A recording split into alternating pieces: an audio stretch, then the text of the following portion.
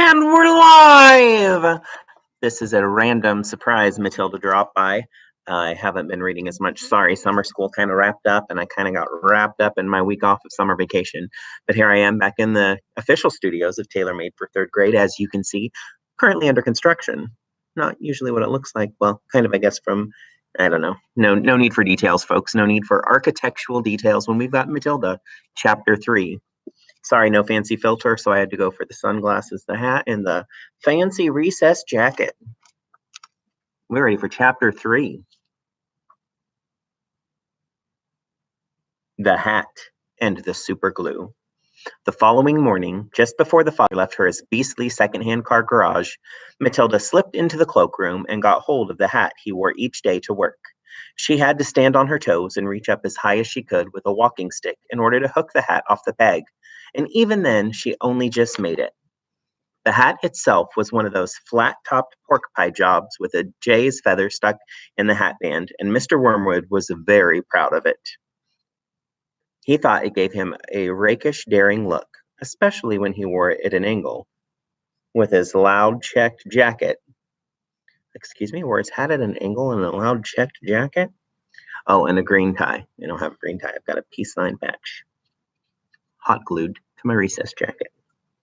Matilda, holding the hat in one hand and a thin tube of super glue in the other, proceeded to squeeze a line of glue very neatly all around the inside rim of the hat.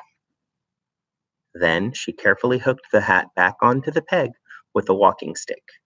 She timed this operation very carefully, applying the glue just as her father was getting up from the breakfast table. Oh, my Uncle Bentley's watching. Can always count on him. Uncle Bentley, hope the rest of your summer's going great. Mr. Wormwood didn't notice anything when he put the hat on, but when he arrived at the garage, he couldn't get it off. Super glue is very powerful stuff. So powerful, it will take your skin off if you pull too hard. Mr. Wormwood didn't want to be scalped, so he had to keep the hat on his head the whole day long, even when putting sawdust in gearboxes and fiddling the mileages of cars with his electric drill. In an effort to save face, he adopted a casual attitude, hoping that his staff would think that he actually meant to keep his hat on all day, just for the heck of it, like gangsters do in the films. When he got home that evening, he still couldn't get the hat off. "Don't be silly," his wife said. "Come here, I'll take it off for you."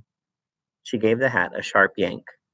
Mr. Wormwood let out a yell that rattled the window panes. "Ow!" he screamed. "Don't do that! Let go! You'll take half the skin off my forehead!" There's a little picture of Matilda with the walking stick.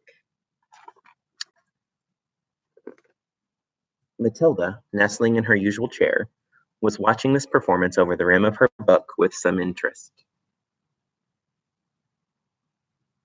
I imagine that's what she looked like without the fancy sunglasses.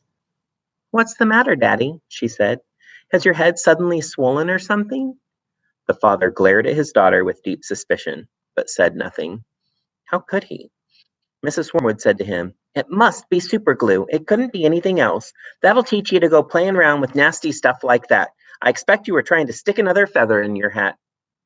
"I haven't touched the flaming stuff," Mr. Wormwood shouted.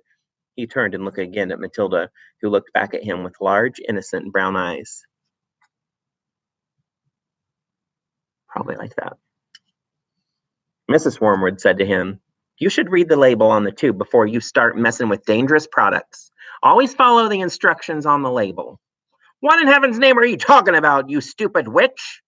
Oh, that was kind of hard for me to read those words.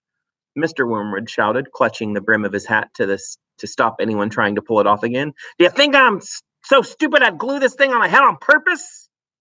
Matilda said, "There's a boy down the road who got some super glue on his finger without knowing it, and then he put his finger to his nose." Mr. Wormwood jumped. "What happened to him?" he spluttered. "The finger got stuck inside his nose," Matilda said, "and he had to go around like that for a week. People kept saying to him, 'Stop picking your nose,' and he couldn't do anything about it. He looked an awful fool." "Serves him right," Mrs. Wormwood said. "He shouldn't have put his finger up there in the first place. It's a nasty habit. If all children had super glue put on their fingers, then they'd stop doing it." Matilda said, "Grown-ups do it too, Mummy. I saw you do it yesterday in the kitchen." That's quite enough from you, Mrs. Wormwood said, turning pink. Mr. Wormwood had to keep his hat on all through supper in front of the television. He looked ridiculous, and he stayed very silent. When he went up to bed, he tried again to get the thing off, and so did his wife, but it wouldn't budge. How am I going to have my shower? He demanded. You'll just have to do without it, won't you? His wife told him. And later on, as she watched her skinny little husband skulking around the bedroom in his purple striped pajamas with a pork pie hat on his head, she thought how stupid he looked. Hardly the kind of man a wife dreams about, she told herself. Mr. Wormwood discovered that the worst thing about having a permanent hat on his head was having to sleep in it. It was impossible to lie comfortably on the pillow. Now, do stop fussing around. Oh, sorry, wrong voice. Now, do stop fussing around, his wife said to him after he had been tossing and turning for about an hour. I expect it will be loose by the morning and then it'll slip off easily. But it wasn't loose by the morning and it wouldn't slip off. So Mrs. Wormwood took a pair of scissors and cut the thing off his head bit by bit, first the top and then the brim. Where the inner band had stuck to the hair all around the sides and back, she had to chop the hair off. She had to chop the hair off right to the skin so that he finished up with a bald white ring around his head like some sort of a monk. And in the front, where the band had stuck directly to the bare skin, there remained a whole lot of small patches of brown leathery stuff that no amount of washing would get off. At breakfast, Matilda said to him, You must try to get those bits off your forehead, Daddy. It looks as though you've got little brown insects crawling about all over you. People will think you've got lice. Be quiet, the father snapped. Just keep your nasty mouth shut, will you? All in all, it was the most satisfactory exercise, but it was surely too much to hope that it had taught the father a permanent lesson. Next, we will do chapter 4, and I will start doing these a couple of weeks so we can definitely get through Matilda. Sorry, I've been away. It won't be that long before I get to chapter 4 titled Uncle Bentley, I'm so glad you saw me online live because I didn't go live on the Facebook, obviously. I'm live on the YouTube! So hello to Uncle Bentley and his mom. I see y'all watching. Have a great rest of your summer, but I'll see you real soon from the studios of Taylor Made for 3rd grade. Mr. Taylor out. In stream? Yes, I'm sure.